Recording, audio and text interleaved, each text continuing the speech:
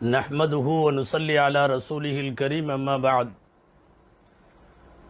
قال الله تعالى في كلامه القديم والفرقان الحميد أعوذ بالله من الشيطان الرجيم بسم الله الرحمن الرحيم ومن يخرج من بيته مهاجرا إلى الله ورسوله ثم يدركه الموت فقد وقع أجره على الله صدق الله العظيم. அளவற்ற அருளாளனும் நிகரற்ற அன்புடையோனுமாகிய எல்லாம் வல்ல அல்லாஹுவின் பெயரால் துவங்குகிறேன். அருமை நாயகம் முஹம்மது ரசூலுல்லா ஸல்லல்லாஹு அலைஹி வஸல்லம் அவர்களின் மீதும் நற்பாக்கியங்கள் நிறைந்த அவர்களுடைய உம்மத்தினர் மீதும் குறிப்பாக நம் அனைவர் மீதும் எல்லாம் வல்ல அல்லாஹுவின் நல்லருள் என்றென்றும் நிறைவாக உண்டாவதாக. ஆமீன். அல்லாஹுவின் பேரருளால் ஹிஜ்ரி 1441 முடிவடைந்து இன்றைய ஜும்மா நாளில் புதிய இஸ்லாமிய புத்தாண்டு ஹிஜ்ரி 1442 நாம் காலடி எடுத்து வைத்திருக்கிறோம். புத்தாண்டினுடைய சிந்தனைகளாய் ஹிஜ்ரி புத்தாண்டினுடைய அறிவுசார் கருத்துக்களை எல்லாம் இந்த நேரத்திலே நாம் உள்வாங்கிக் கொள்ளுவது அவசியம். இஸ்லாமிய ஆண்டிற்கு ஹிஜ்ரி புத்தாண்டு என்று பெயர். முஹர்ரம் மாதத்திலே முதல் நாளில் துவங்குகிற இஸ்லாமிய புத்தாண்டு துல்ஹஜ் மாதத்தினுடைய கடைசியிலே நிறைவு பெறும். எப்படி முஹர்ரம் முதல் மாதத்தினுடைய ஆஷூரா உள்ளிட்ட பல்வேறு வணக்க வழிபாடுகளை தாங்கி இருக்கிற மாதமாய் முதல் மாதம் துவங்குகிறதோ, எப்படி முதல் மாதத்தினுடைய 10வது நாள் ஆஷூரா என்ற பெயரில் மகத்தானதோ, அதுபோல் ஆண்டு கடைசியினுடைய துல்ஹஜ் மாதத்தினுடைய 10வது நாளும் பக்ரீத் பெருநாளாக மாண்புகளை உள்ளடக்கியது. சுருங்க கூறின் வருஷத்தின் துவக்கமும் வருஷத்தின் இறுதியும் வணக்க வழிபாடுகளை வெளிப்படுத்தும் விதமாகவே அமைந்திருக்கிறது இஸ்லாமிய புத்தாண்டும் அதன் மாதங்களும். உலகத்தில் ஆண்டுகளுக்கு எப்படியெல்லாமோ பெயர் வைப்பார்கள். பல்வேறு விலங்கினங்களின் பெயர்களை கூட வைத்திருப்பதுண்டு. நபிகள் நாயகம் ஸல்லல்லாஹு அலைஹி வஸல்லம் பிறந்த ஆண்டை ஆமுல் ஃபீல், யானை ஆண்டு என்று சொல்லுவார்கள் அரபகத்தில். பல்வேறு நாடுகளில் சிங்க ஆண்டு, புலி ஆண்டு என்றெல்லாம் கூட பெயர் இருக்கிறது. சைனாவிலே எலி ஆண்டு என்றெல்லாம் கூட பெயர் வைத்திருக்கிறார்கள். எந்த விதமான அர்த்த செறிவும் இல்லாமல் வைக்கப்படுகின்ற பல்வேறு ஆண்டுகளுக்கான பெயர்களுக்கிடையில் இஸ்லாமிய ஆண்டிற்கு மட்டும்தான் ஹிஜ்ரி புத்தாண்டு என்று பெயர். நம்முடைய ஆண்டிற்கு ஹிஜ்ரி என்று பெயர் வைத்து கொடுத்த பெருமை நபிகளார் ஸல்லல்லாஹு அலைஹி வஸல்லமிற்கு பின் 2வது கலீஃபா உமர் ரலியல்லாஹு அன்ஹு அவர்களை சாரும். மிக ஒரு நெருக்கடியான காலகட்டத்தில் இஸ்லாமிய ஆண்டுகளுக்கென்று ஒரு தனி கணக்கு வேண்டும் என்று முடிவெடுத்த போது ஹதரத் உமர் ரலியல்லாஹு தஆலா அன்ஹு அவர்களினுடைய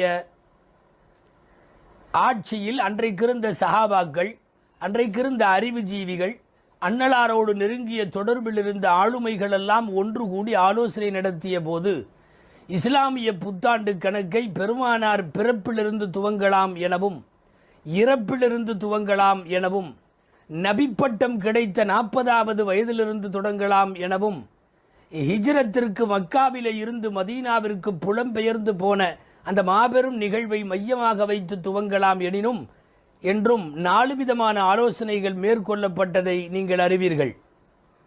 பெருமானார் பிறப்பு, நபிகள் ஸல்லல்லாஹு அலைஹி வஸல்லம் இறப்பு, அவர்களுக்கு நபிப்பட்டம் கிடைத்த ஆண்டு, அவர்கள் ஹிஜ்ரத் பயணம் போன அந்த ஆண்டு. இப்படி 4 விதமான ஆலோசனைகள் எடுத்துக்கொள்ளப்பட்டாலும் ஹிஜ்ரி புத்தாண்டு என்று ஹிஜ்ரத்தை மையமாக வைத்த அந்த முடிவை உமர் ரலியல்லாஹு அன்ஹு அவர்கள் முன்மொழிய அனைத்து சஹாபாக்களும் அதை ஏற்றுக்கொண்டார்கள். வேறு வார்த்தைகளில் சொல்லுவதானால் சுமார் 10 வருஷத்திற்கும் மேற்பட்ட நீத ஆட்சியை உலகத்திற்கு வழங்கிய உமர் ரலியல்லாஹு அன்ஹுடைய ஒப்பற்ற சாதனைகளில் இது ஒரு மகத்தான சிகரம் தொட்ட சாதனை.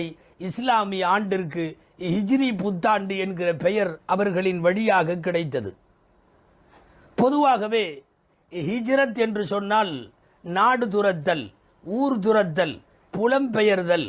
ஒரு தனி மனிதரோ அல்லது சமூகமோ ஒரு இடத்தை விட்டு அவர் கொள்கை கோட்பாடுகளின்படி வாழ முடியாத போது அவர் விரும்பியவாறு வாழுவதற்கு பிற பூமியை தேர்ந்தெடுத்து கொண்டு பயணப்படுகிற ஹிஜ்ரத் என்பது இஸ்லாமிய வரலாறுகளின் வழிநெடுகளும் விரவி காணப்படுகிறது.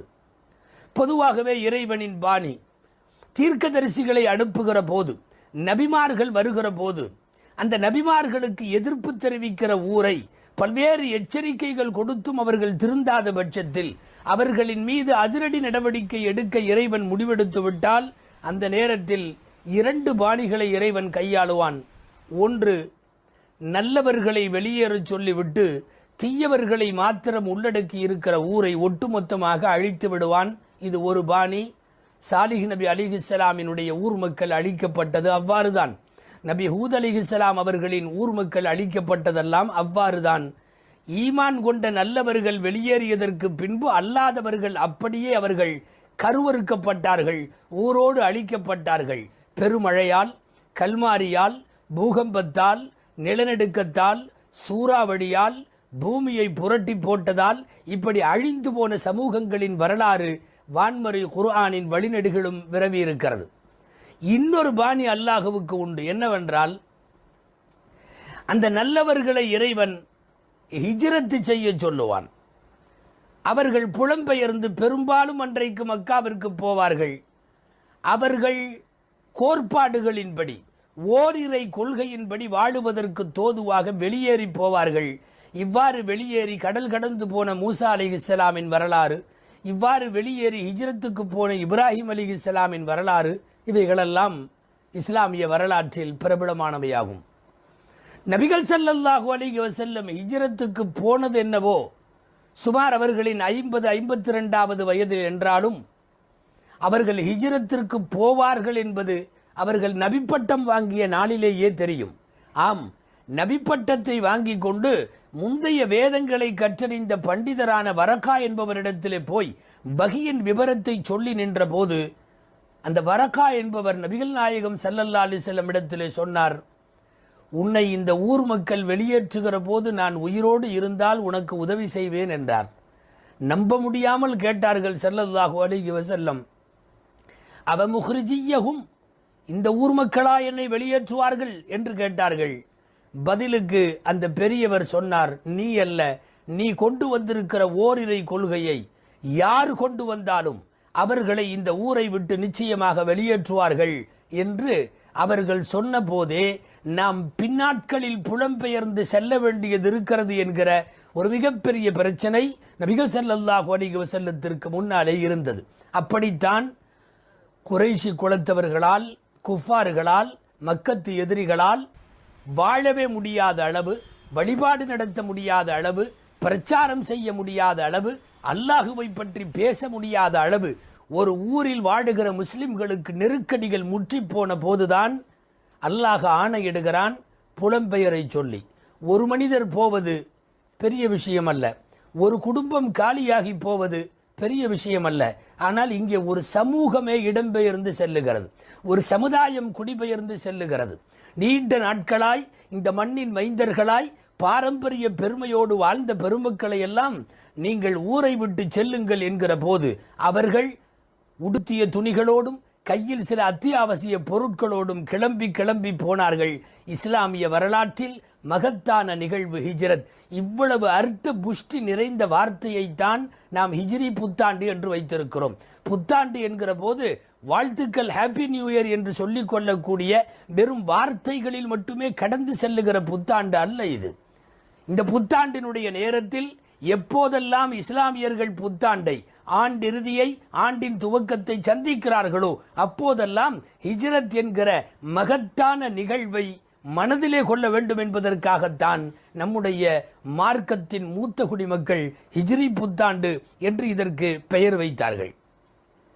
இதற்கு முன்னாலே இப்படி ஹிஜ்ரத்துக்கு போன வரலாறு திருக்குர்ஆனில் நிறைய உண்டு. ஹஜ்ரத் மூசா அலைஹிஸ்ஸலாமின் ஹிஜ்ரத், இப்ராஹிம் அலைஹிஸ்ஸலாமின் ஹிஜ்ரத், ஒரு அநியாய ஆளுமைக்கு கட்டுப்பட மாட்டோம் என்று குகை தோழர்கள் 7 பேர் அவர்களின் ஊரை தேசத்தை விட்டு கிளம்பி சென்ற சூரத்துல் கஹ்ஃபிலே வர்ணிக்கப்படுகிற அந்த 7 பேருடைய ஹிஜ்ரத் என்று ஹிஜ்ரத்திற்கு நீண்ட வரலாறும் பாரம்பரியமும் உண்டு. அல்லாஹ் உங்களை எல்லாம் மக்காவிலே இருந்து மதீனாவிற்கு புலம்பெயர்ந்து போகச் சொல்லுகிறான் என்கிற உத்தரவு கிடைத்த போது முதன் முதலாய் ஹிஜ்ரத்துக்கு கிளம்பிய பெருமை அபூ சலமா ரதியல்லாஹு தஆலா அன்ஹு அவர்களை சாரும். சுமார் 8 வருஷம் வரை தொடர்ந்த இந்த ஹிஜ்ரத்து பயணம் படிப்படியாக போய்கொண்டே இருந்தார்கள். கடைசியாக ஹிஜ்ரி 8ஆம் ஆண்டு ஃபத்ஹ மக்கா என்று சொல்லப்படக்கூடிய மக்கா வெற்றியின் நேரத்தில் அப்பாஸ் ரதியல்லாஹு அன்ஹு கடைசியாக போனார்கள். அதுதான் கடைசி ஹிஜ்ரத். அபூ சலமாவிலே தொடங்கி அப்பாஸ் ரதியல்லாஹு தஆலா அன்ஹு வரைக்கும் இந்த ஹிஜ்ரத்திலே பயணப்பட்டவர்கள் ஏராளமான பேர். போனவர்கள் நிறைய பேர் சாமானியர்கள். கண் தெரியாத 2 கண்ணும் தெரியாத அப்துல்லா இப்னு உம்மு மக்தூம் ரதியல்லாஹு அன்ஹு போன்றவர்கள் தங்களுடைய ஊரை விட்டு ஹிஜ்ரத்திற்கு போனார்கள். எத்தனையோ கர்ப்பிணி பெண்கள், அருமைநாயகம் ஸல்லல்லாஹு அலைஹி வஸல்லத்துடைய மகள் ஸைனப் ரதியல்லாஹு அன்ஹா, அபூபக்கர் ரதியல்லாஹு அன்ஹுடைய மகள் அஸ்மா ரதியல்லாஹு அன்ஹா, இவர்களெல்லாம் வயிற்றிலே கர்ப்பத்தோடு ஹிஜ்ரத்திற்கு போனவர்கள், முடியாமல் போனவர்கள். தங்கள் காசு பணம் அத்தனையும் எதிரிகள் புடுங்குகிற நேரத்தில் அத்தனையும் கொடுத்துவிட்டு ஹிஜ்ரத்திற்கு பயணம் புறப்பட்ட சுஹைப் ரதியல்லாஹு தஆலா அன்ஹு அவர்கள். நிறைய சொல்லலாம். உடைமைகளை இழந்தவர்கள், உரிமைகளை இழந்தவர்கள், சேமித்த சம்பாதித்த காசு பணங்களை இழந்தவர்கள், தாக்குதலுக்கு உள்ளாக்கப்பட்டதற்கு பின்னாலும் போனவர்கள் என்று ஹிஜ்ரத் ஒரு மாபெரும் சகாப்தம், ஹிஜ்ரத் ஒரு மாபெரும் அர்ப்பணிப்பு கூட்டத்தினுடைய தியாக நிகழ்வு. ஹிஜ்ரத் என்று வருகிற போதே நம் சிந்தனைகளுக்கு நிறைய நிகழ்வுகள் வரலாம். ஒரு சுருக்கமான ஜும்மாவில் ஹிஜ்ரத்தின் வரலாறை சுருக்கப்படுத்துவது சாத்தியமன்று. ஹிஜ்ரத்தினுடைய நேரத்தில் அன்னலார் ஸல்லல்லாஹு அலைஹி வஸல்லம் புறப்பட்டு போன போது அமானிதங்களை ஒப்படைப்பதற்காக அலி ரலியல்லாஹு அன்ஹுவை ஒரு வீட்டிலே விட்டு வந்தார்களே, வீட்டை சுற்றி வாளேந்திய நிலையில் கொடுவாலேந்தி குஃபார்கள் நிற்கிறார்கள். போர்வையை போர்த்தி கொண்டு அலி ரலியல்லாஹு அன்ஹு உள்ளே உறங்குகிறார். ஹதீதுகளில் வருகிறது, மலக்குகளை பார்த்து அலி ரலியல்லாஹு அன்ஹுவை காட்டி அல்லாஹ் பெருமைப்பட்டிருக்கிறான். ஹிஜ்ரத்திற்கு போனவர்களின் வரலாறுகளின் வழித்தடங்களில் இப்படி நீக்கமர நிறைந்திருக்கிற ஏராளமான அர்ப்பணிப்பு நிகழ்வுகள், துணிகர நிகழ்வுகள் எல்லாம் ஹிஜ்ரத்திலே அடக்கமாக இருக்கிறது. பொதுவாக இந்த மதீனாவின் ஹிஜ்ரத்திற்கு முன்னால் இஸ்லாமிய கோட்பாடுகளின்படி வாழ முடியவில்லை என்பதற்காக முதல் ஹிஜ்ரத் போனார்கள். அது மக்காவிலே இருந்து அபிசீனியாவை நோக்கி. அதை முதல் ஹிஜ்ரத் என்று இஸ்லாமிய வரலாறு குறிக்கும். 2வது ஹிஜ்ரத் மக்காவிலே இருந்து மதீனாவை நோக்கி. சில பெருமக்களுக்கு இறைவன் அந்த பெரும்பாக்கியம் கொடுத்தான். 2 ஹிஜ்ரத்தும் செய்தார்கள். 2 ஹிஜ்ரத். எந்த சபையாக இருந்தாலும் சஹாபாக்களின் சபையில் 2 ஹிஜ்ரத்தை செய்தவர்களுக்கு தனிச்சிறப்பு உண்டு. யாராவது ஒருவர் ஒரு கூட்டமாய் சஹாபாக்கள் இருந்தால் தொழ வைக்கவோ அல்லது உரை நிகழ்த்தவோ அல்லது மார்க்க காரியங்களில் முடிவெடுக்கவோ யாரை முற்படுத்துவார்கள் தெரியுமா? யார் 2 ஹிஜ்ரத்திலேயும் பங்கேற்றார்களோ, யார் 2 கிபிலாவை பார்த்து தொழுதார்களோ. சில நாட்கள் பைத்துல் முகத்தஸை பார்த்து ஆரம்ப கட்டத்தில் ஸல்லல்லாஹு அலைஹி வஸல்லம் தொழுதார்கள் அல்லவா? எனவே பைத்துல் முகத்தஸையும் கஅபாவையும் 2ஐயும் பார்த்து தொழுதவர்கள், அபிசீனியா மதீனா 2ற்கும் ஹிஜ்ரத் செய்தவர்கள். இவர்களினுடைய முக்கியத்துவம் சஹாபாக்களிடையே மிகப்பெரிய அளவிலே இருந்தது. ஹிஜ்ரத்தினுடைய வரலாற்றில் தவிர்க்கவே முடியாத நிகழ்வில் பல்வேறு சஹாபிய பெருமக்கள் குடும்பமாய் அர்ப்பணித்து தங்கள் தியாகத்தை வெளிப்படுத்தினார்கள். குறிப்பாக அபூபக்கர் ரலியல்லாஹு அன்ஹுடைய குடும்பம். சொல்லப்போனால் ஹிஜ்ரத்தினுடைய முஹந்திஸ், அதனுடைய என்ஜினியர் என்று ஹஜ்ரத் அபூபக்கர் ரலியல்லாஹு அன்ஹுவை சொல்லலாம். அவர்களுடைய மகள் அஸ்மா அம்மாவிலே இருந்து, அவர்களுடைய மக்கள் அப்துர் ரஹ்மான் ரலியல்லாஹு அன்ஹு போன்றவர்களிலே இருந்து எல்லாரும் குடும்பமே ஹிஜ்ரத்திற்காக தன்னை அர்ப்பணித்தது. பல மாண்பார்ந்த வேலைகளை ஹிஜ்ரத்து பயணத்திலே அவர்களெல்லாம் செய்து காட்டியதெல்லாம் மறக்க முடியாத நிகழ்வாகும். எனவே ஹிஜ்ரத் என்பது நாமெல்லாம் ஒரு வீடு காலி பண்ற மாதிரி உள்ள நிகழ்ச்சி அல்ல. ஏதோ நாமெல்லாம் ஒரு ஊரை விட்டு இன்னொரு ஊருக்காக பிசினஸுக்காக வேண்டி தொழிலை மாத்திக்கிறதுக்காக ஊருக்கு போறோமே அந்த மாதிரி அல்ல. ஒரு குடிபெயர்தல் என்பதை தாண்டி தங்களினுடைய எல்லா அடையாளத்தையும் தொலைத்துவிட்டு மார்க்கத்திற்காக அகதிக்கோலம் பூண்டு தங்கள் வாழ்ந்த வீடு, வாழ்ந்த தெருவு, சொந்தமான வீடு, அவர்களினுடைய உறவுகள் எல்லாவற்றிற்கும் மேலாக அவர்கள் உயிரினும் மேலாக மதிக்கிற பைத்துல்லா என்கிற காபத்துல்லா, இதையெல்லாம் துறந்து விட்டு வேறு ஊருக்கு பயணப்பட்ட அந்த மக்களின் தியாக வடுக்கள் எந்த காலத்திலும் மறக்கக்கூடாது. பொதுவாகவே மறக்க முடியாத வரலாறுகள் நமக்கு பண்டிகைகளாய் அமைந்திருக்கிறது. இப்ராஹிம் அலைஹிஸ்ஸலாமின் வரலாறு ஒரு பக்ரீத்தாக அமைந்தது போல நிறைய நிகழ்வுகளை இப்படி சொல்லலாம். அவற்றில் மறக்க முடியாத நிகழ்வாக முஸ்லிம்களின் இதயத்தில் இருந்து ஹிஜ்ரத் என்பது நீங்கா இடம்பெற வேண்டும் என்பதற்காக எல்லாம் வல்ல இறைவனால் சஹாபிய பெருமக்கள் முன்னெடுத்த இந்த வேலை ஹிஜ்ரி புத்தாண்டு என்று இஸ்லாத்திற்கு பெயர். எதனால் ஹிஜ்ரி என்று பெயர் வைத்தோம்? இதற்கு பின்னாலே இருக்கிற சோகமான சுமைகள் எவ்வளவு என்பதை நாம் தெரிந்து கொள்ள வேண்டும். குழந்தைகள் எல்லாம் கூட மக்காவிலிருந்து மதீனாவிற்கு புலம்பெயர்ந்ததே, பருவமெய்தாத சிறுவர்கள் போனார்களே, குடும்பத் தலைவர்கள் தலைவிகள் போனார்களே, ஏன் வயதான முதியவர்கள் மூதாட்டிகள் போனார்களே. அந்த மாண்பை என்னவென்று சொல்லுவது? 120 வயது மதிக்கத்தக்க ஜுந்துப் என்கிற ஒரு பெரியவர் பாடையில தன்னை படுக்க வைத்து தன் மக்களிடத்திலே சொன்னார், நான் எல்லாரும் ஹிஜ்ரத்து போய்விட்டதற்கு பின்னால் மக்காவிலே இருக்க விரும்பவில்லை, நான் ஹிஜ்ரத்து போக வேண்டும். மக்கள் சொன்னார்கள், உங்கள் மீது ஹிஜ்ரத் கடமை இல்லை, முடியாதவர்கள் மக்காவிலே இருக்கலாம் என்று அல்லாஹ் ஆணையிட்டிருக்கிறான், நீங்கள் இங்கே இருக்க வேண்டும். இல்லை, எனக்கு இருக்க பிடிக்கவில்லை, அன்னலார் போன பிறகு, அருமை தோழர்களெல்லாம் போன பிறகு இந்த ஊரிலே நான் இருக்கவில்லை, இருக்க விரும்பவில்லை. பாடையில என்னை வைத்து 4 பேர் சந்தூக்கை போல தூக்கிச் செல்லுங்கள் என்று சொல்ல அவர்களும் அவ்வாறே செய்ய மக்காவுக்கும் மதீனாவிற்கும் இடையில் அவர்களுடைய போய்க் கொண்டிருக்கிற போது அவர் உயிர் பிரிந்து விட்டது. இன்னா லில்லாஹி வ இன்னா இலைஹி ராஜிஊன். மதீனாவிற்கு இவர்கள் வழியிலே ஹிஜ்ரத்திலே இறந்துவிட்ட செய்தி தெரிய வந்த போது தோழர்கள் சில பேர் பரிதாபத்தோடு பச்சாதாபத்தோடு வருத்தத்தோடு சில பேர் பேசினார்கள், மதீனா வந்திருந்தால் ஹிஜ்ரத்தினுடைய மிகப்பெரிய கூலி கிடைத்திருக்குமே, ஹிஜ்ரத் வரலாற்றில் அவர் பெயர் இடம்பெற்றிருக்குமே, புலம்பெயர்ந்தவர்களின் அனைத்து குற்றங்களும் மன்னிக்கப்படுவதாக அல்லாஹ்வும் ரசூலும் அறிவித்திருக்கிற அந்த பாவ மன்னிப்பு கிடைத்திருக்குமே என்றெல்லாம் பரிதாபத்தை காட்டிய போது அல்லாஹ் ஆயத்திறக்கி வைத்தான். சூரா அன்-நிசா அத்தியாயத்தில் அந்த ஆயத்து உண்டு. ஒமை யஹ்ருஜு மின் பைத்திஹி முஹாஜிரன் இலல்லாஹி வ ரசூலிஹி. யார் அல்லாஹ்வுக்காக ரசூலுக்காக அவர்களை நோக்கி வீட்டை விட்டு வெளியேறி சும்ம யுத்ரிக்குஹுல் மௌத்து, பிறகு அவர்களுக்கு வழியிலே மரணம் சம்பவித்து விடுமானால் ஃபகத வகா அஜ்ருஹு அலல்லாஹ், அவர்களின் கூலி முழுமையாகிவிட்டது, அவர்களின் கூலி அவர்களுக்கு கிடைத்து விட்டது. யாரும் வழியிலே இறந்தார் என்று சொல்லாதீர்கள். ஒரு புனித பயணத்திற்கு, ஒரு ஹிஜ்ரத்திற்கோ ஒரு ஹஜ்ஜிற்கோ இது போன்ற நேரங்களில் பயணத்தை துவங்கிவிட்டால் போதும், முடிக்க வேண்டும் என்கிற அவசியம் இல்லை. பாதி வழியிலே இறந்தாலும் பூரண கூலி கிடைக்கும் என்று 120 வயது முதியவரனுடைய ஹிஜ்ரத்தை பார்க்கிறோமே. ஹிஜ்ரத் ஒரு மிகப்பெரிய அர்ப்பணிப்பாளர்களினுடைய வரலாறு, தியாகிகளின் சகாப்தம். அல்லாஹ்விற்காக மட்டுமே எதையும் தூக்கி எறிவதற்கு தயாராக இருந்த ஒரு மாபெரும் கூட்டத்தினுடைய அர்ப்பண வரலாற்றை தான் நம்முடைய புத்தாண்டிற்கு ஹிஜ்ரி புத்தாண்டு என்று பெயர். நிறைய பேர் நினைப்பது போல் என்னவோ காலண்டரில் ஹிஜ்ரி என்று போட்டிருக்கிறார்கள், நாம் இஸ்லாமிய நிக்காஹ்வினுடைய பத்திரிகைகளில் ஹிஜ்ரி என்று போடுகிறோம் என்று அற்பத்தனமாக சுருக்கி விடுகிற கருத்தல்லாது மிக விரிவாக சிந்திக்க வேண்டிய அற்புதமான வார்த்தை ஹிஜ்ரி புத்தாண்டு என்பது. அன்பிற்குரியவர்களே, ஹிஜ்ரி புத்தாண்டில் மிகப்பெரிய செய்திகள் 2. நாம் இந்த நேரத்தில் அதை சொல்லியே ஆக வேண்டும், நாம் அதை குறித்து சிந்தித்தாக வேண்டும். மிகப்பெரிய செய்தி என்று 2ஐ சொல்லலாம்.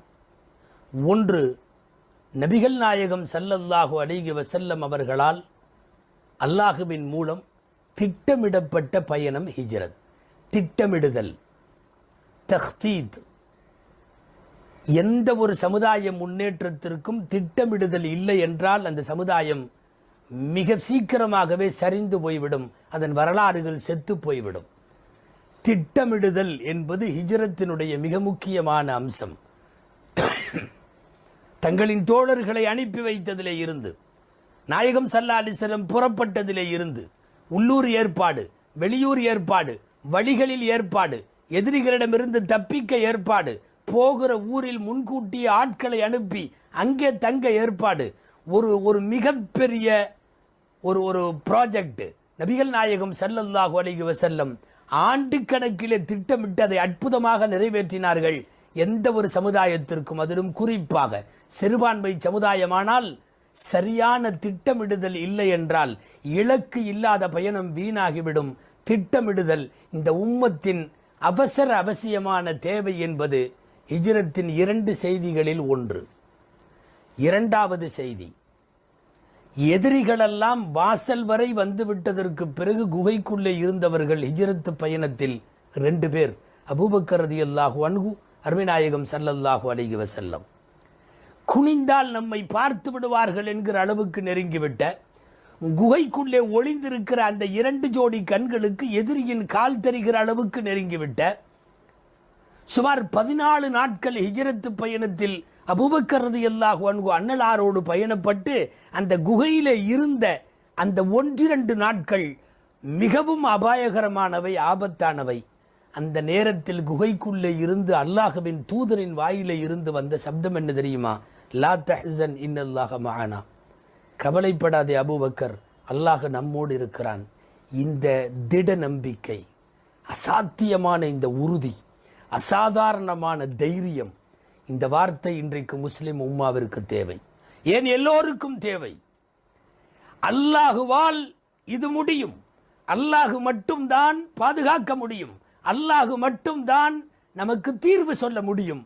இது லா தஹ்சன் இன்னல்லாஹ மஅனாவுடைய சாரம்.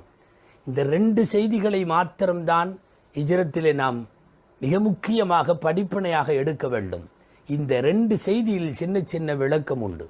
ஒன்று திட்டமிடல், இன்னொன்று இறைவனால் மட்டுமே முடியும். முதலில் திட்டமிடுதலை பற்றி நான் சொல்லிவிடுகிறேன். நபிகள் ஸல்லல்லாஹு அலைஹி வஸல்லத்தினுடைய 63 ஆண்டு கால வாழ்க்கையில் ஹிஜ்ரத் போல் திட்டமிடப்பட்ட எந்த செயலும் இல்லை என்று சொல்லலாம். யுத்தகலங்கள் எல்லாம் கூட திட்டமிடப்பட்டவை என்றாலும் ஒரு மிகப்பெரிய சமூகத்தின் இடப்பெயர்வு, அவர்களின் புலப்பெயர்வு என்பது மிகப்பெரிய திட்டமிடல்.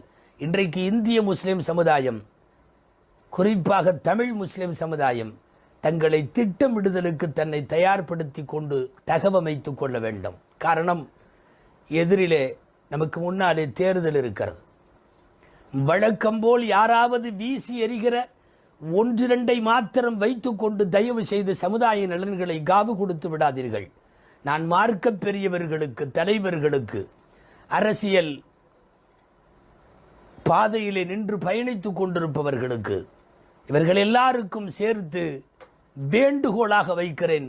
தமிழ் முஸ்லிம் சமுதாயத்தினுடைய மிகப்பெரிய பங்கை வரக்கூடிய நாட்களில் ஆளக்கூடிய இடங்களில், மன்றங்களில் நாம் நிரூபித்தாக வேண்டும். அதற்கு தேவையான எல்லா பலத்தையும் இன்றைக்கு நாம் பெற்றிருக்கிறோம். தமிழகம் முழுக்கவே ஒரு மிகப்பெரிய அரசியல் ஸ்திரமற்ற நிலையும், எப்படி வேண்டுமானாலும் முடிவுகள் இருக்கலாம் என்கிற யூகங்கள் இருக்கிற போது முஸ்லிம் சமுதாயம் தன்னை மிகப்பெரிய திட்டமிடுதலுக்கு தயாராக வேண்டும். தயவு செய்து வரக்கூடிய நாட்களில் அந்த திட்டமிடுதலுக்கு, அதை செயல்படுத்துவதற்கு நாம் முன்வர வேண்டும். காரணம், கடந்த 1441 இந்த ஆண்டு கழிந்திருக்கிறது. இப்போது புதிய 42 வந்திருக்கிறோம். இந்திய முஸ்லிம்களினுடைய மிகப்பெரிய இழப்பாக பன்னூற்றுக்கணக்கான ஆண்டுகள் பழமையான பாபரி பள்ளிவாசலை இழந்திருக்கிறோம். ஏராளமான சட்ட திணிப்புகள் முஸ்லிம் சமுதாயத்தின் மீது நிகழ்த்தப்பட்டிருக்கிறது. இவைகளெல்லாம் வெறும் சாம்பிள் தான், இன்னமும் நிறைய இருக்கிறது என்று உயர் பதவியில் இருப்பவர்கள் முழங்கிக் கொண்டிருக்கிறார்கள். இந்த நேரத்தில் நபிகள் நாயகத்தினுடைய ஹிஜ்ரி புத்தாண்டு நமக்கு சொல்லுவது, சிறுபான்மை சமுதாயமே, சரியாக திட்டமிட்டு உன் காய்களை நகர்த்தவில்லை என்றால் அரசியல் மட்டுமல்ல, கல்வியில், அரசியலில், பொருளாதாரத்தில் எல்லாவற்றிலும் நசுக்கப்படுகிற சூழ்நிலை வந்துவிடும் என்கிற அபாயம் இந்த நேரத்தில் நாம் உணர வேண்டும். ஹிஜ்ரி புத்தாண்டினுடைய திட்டமிடுதல் பாடம் நமக்கான வருங்கால திட்டமிடுதலுக்கு இது படிப்பினையாக இருக்கட்டும் என்பது இந்த நேரத்தில் நாம் யோசிக்க வேண்டிய முதல் செய்தி. இரண்டாவது செய்தி, குகையின் வாசலில் குகைக்குள்ளே இருந்து எம்பெருமான் ஸல்லல்லாஹு அலைஹி வஸல்லம் சொன்னார்களே, அல்லாஹ் நம்மோடு இருக்கிறான். எவ்வளவு பெரிய எதிரிகளின் சூழ்ச்சி வந்தாலும் ரப்பு பாதுகாப்பான் என்பது அரசியலுக்கும் பொருந்தும், இன்றைக்கு உலகை பிடித்திருக்கிற இந்த கோரமான கொரோனா வைரஸுக்கும் பொருந்தும். 1441 இந்த மிகப்பெரிய சோகத்தை சுமந்து கழிந்த ஆண்டு. இனி பூக்கிற புத்தாண்டாவது புதிய 1442 நமக்கு நோய்கள் இல்லாத, இறைவனின் சோதனைகள் இல்லாத, கோபம் இல்லாத நாட்களாக வர வேண்டும் என்கிற பிரார்த்தனை இப்போது முக்கியம். 1441 சர்வதேச அளவில் பள்ளிவாசல்கள் மூடப்பட்டது, சர்வதேச அளவில் ஹஜ் பயணம் நிறுத்தப்பட்டது, சர்வதேச அளவில் மதரசாக்கள் மூடப்பட்டது, சர்வதேச அளவில் மார்க்க அறிஞர்கள் தொடர் மரணத்தை நாம் சந்திக்க நேரிட்டது. அகில உலகம் முழுக்க ஒரு ஜனாசாவில் இன்னொரு முஸ்லிம் கலந்து கொள்ள முடியாத அபாயம் இப்போதுதான் ஏற்பட்டது. மருத்துவமனைகளில் தீன குரல்கள் தொடர்ந்து கேட்கிறது. நித்தமும் இன்னாலில்லாவை சொல்லிக் கொண்டிருக்கிற சூழ்நிலை வந்தது. இவைகளெல்லாம் அத்தனையும் 1441 நேற்றோடு கழிந்த அந்த ஆண்டு நமக்கு தந்த சோகங்கள், சுமைகள். பிறக்கிற 1442 நினைத்தால் அல்லாஹ் மட்டுமே மாற்ற முடியும். ஆம், குகையின் வாசலிலே நாயகம் சொன்ன அந்த வார்த்தை இந்த கொரோனாவுக்கும் பொருந்தும். லா தஹ்சன் இன்னல்லாஹ மஅனா, கவலைப்படாதீர்கள், அல்லாஹ் நம்மோடு இருக்கிறான். அவனை மீறி ஒரு மரணம், அவனை மீறி ஒரு நோய், அவனை மீறி ஒரு தாக்குதல் நமக்கு வரப்போவதில்லை. தகுந்த மருத்துவ உலகமும் அரசாங்கங்களும் சொல்லக்கூடிய முன்னெச்சரிக்கை நடவடிக்கைகளை தொடர்ந்து பராமரிப்போம், தொடர்ந்து செய்வோம். எல்லாம் வல்ல இறைவன் இந்த நோயிலே இருந்து நம்மை மட்டுமல்ல, ஒட்டுமொத்த உலக மக்கள் அனைவரையும் இறைவன் இந்த நோயிலே இருந்து மீட்டெடுக்க வேண்டும், பாதுகாக்க வேண்டும் என்று அல்லாஹ்விடத்திலே நாம் இந்த புதிய புத்தாண்டு பூக்குகிற இந்த நேரத்தில் நாம் அல்லாஹ்விடத்திலே பிரார்த்திப்போம். எல்லாம் வல்ல இறைவன் எப்படி சாத்தியமே இல்லாத ஒரு ஹிஜ்ரத்து பயணத்தை வெற்றிகரமாய் சாத்தியப்படுத்தி கொடுத்தானோ, அதுபோல் இனி வரும் நாட்களில் அரசியல் நகர்வுகளில் முஸ்லிம் சமுதாயத்திற்கு மிகப்பெரிய விழிப்புணர்வை எல்லாம் வல்ல இறைவன் தருவானாக. அகிலத்தை இந்த வியாதியிலிருந்தும், தொடர் தொல்லைகளிலிருந்தும், தொற்று நோய்களிலே இருந்தும், ஆரோக்கியத்திற்கு இடையூறாய் இருக்கிற அனைத்திலே இருந்தும் எல்லாம் வல்ல அல்லாஹ் அகிலத்தை பாதுகாப்பானாக. ஆமீன். வாஹிர் தஅவானா அல்ஹம்துலில்லாஹி ரப்பில் ஆலமீன். அஸ்ஸலாமு அலைக்கும் வரஹ்மத்துல்லாஹி வபரகாத்துஹு. ஸல்லல்லாஹு அலா முஹம்மத் ஸல்லல்லாஹு அலைஹி வஸல்லம்.